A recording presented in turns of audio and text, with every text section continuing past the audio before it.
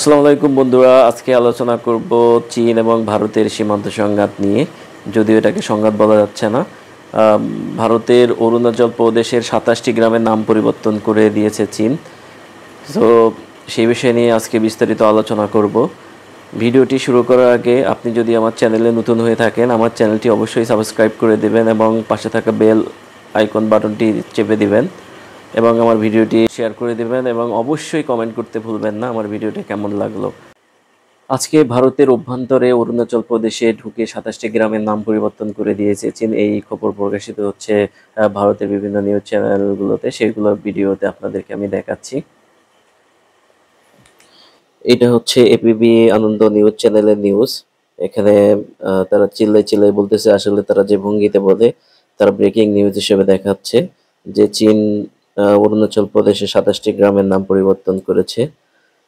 এটা ভারত এবং চীনের সীমান্ত অরুণাচল প্রদেশে তারা ব্রেকিং নিউজ দেখাচ্ছে। এটা আরো একটি চ্যানেল নিউজ বাংলা, আসলে সবগুলো চ্যানেলেই দেখাচ্ছে। ভিডিওতে দেখতে পেলেন দালানদের করুণ অবস্থা, কারণ ভারত পাকিস্তান যুদ্ধ শেষ না হতে হতেই আবার হচ্ছে অরুণাচল প্রদেশে চীনের এই কর্মকাণ্ড নিয়ে ভারত খুবই উদ্বিগ্ন। আসলে দাদা বাবুরা খুবই আগ্রাসী মনোভাব দেখায় আমাদের মতো ছোট দেশগুলোর সাথে, কিন্তু চীনের সাথে তারা এই দাদাগিরি বা আগ্রাসী আচরণ দেখাইতে পারে না। ওখানে তারা ওই সীমান্তে আসলে মেয় হয়েই থাকে। আর তারা আসলে পাকিস্তানের কাছেও প্যাদানি খেয়েছে। তারা পাকিস্তানের কাছে যে অপারেশন সিন্ধু চালাইতে গিয়ে তাদের 5টি যুদ্ধবিমান ক্র্যাশ করেছে। তারা 5টি যুদ্ধবিমান হারিয়েছে এবং তাদের অভ্যন্তরে ঢুকে পাকিস্তান বিমান বাহিনী হামলা চালিয়েছে। তো সেখানেও তারা শোচনীয়ভাবে পরাজয় বরণ করেছে। তারা এখন এই যে চীন যে তাদের কার্যক্রম পরিচালনা করছে অরুণাচল প্রদেশে, আসলে এটা চীন বিভিন্ন বিভিন্ন মানে অনেক বছর সময় থেকে এ ধরনের কার্যক্রম করে আসছিল। তারা অরুণাচল প্রদেশকে তিব্বতের অংশ মনে করে এবং সেই আম, অংশের মনে করার ভিত্তিতেই তারা অরুণাচল প্রদেশে বিভিন্ন সময় বিভিন্ন কার্যক্রম পরিচালনা করে। তার ভিত্তিতেই গ্রামের নাম পরিবর্তন করেছে, বা 27টি গ্রাম বলতে 27টি অঞ্চল আর কি, তার নাম পরিবর্তন করেছে।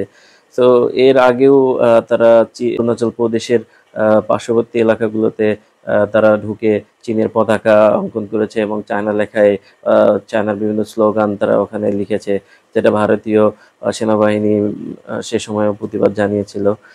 তো চীন সেদিক থেকে এইরকম কার্যক্রম পরিচালনা করছে এবং অনেক দিন থেকে তারা অরুণাচল প্রদেশকে তাদের অংশ বলে দাবি করছে। যেহেতু তিব্বতের মানুষের সঙ্গে অরুণাচল প্রদেশের মানুষের কালচার, ধর্ম, সংস্কৃতি সবকিছু মিলে যায়। তো সে কারণে চীন তাদের এটা দাবি করে আসছে। চীন বহুদিন ধরেই ভারতের অরুণাচল প্রদেশকে তাদের নিজেদের বলে দাবি করে আসছে। সেই দাবির ভিত্তিতে তারা আরো এক ধাপ এগিয়ে গেল। তারা ভারতের অরুণাচল প্রদেশের অভ্যন্তরে 27টি গ্রামের নাম পরিবর্তন করেছে। চীনের এই নাম পরিবর্তনকে চীন স্ট্যান্ডার্ডাইজড জিওগ্রাফিক নেম বা মান্য ভূনাম হিসেবে দাবি করেছে। চীনের সরকারি মিডিয়া জানিয়েছে এই নামগুলো চীনের দক্ষিণ তিব্বত অঞ্চলের অংশ হিসেবে ব্যবহার করা হবে। ভারত সরকার অবশ্য এই দাবিকে পুরোপুরি অস্বীকার করেছে। দিল্লির পক্ষ থেকে স্পষ্ট জানিয়ে দেওয়া হয়েছে অরুণাচল প্রদেশ ভারতের অবিচ্ছেদ্য অংশ এবং এমন কোনো প্রচেষ্টাই এই সত্যকে বদলাতে পারবে না।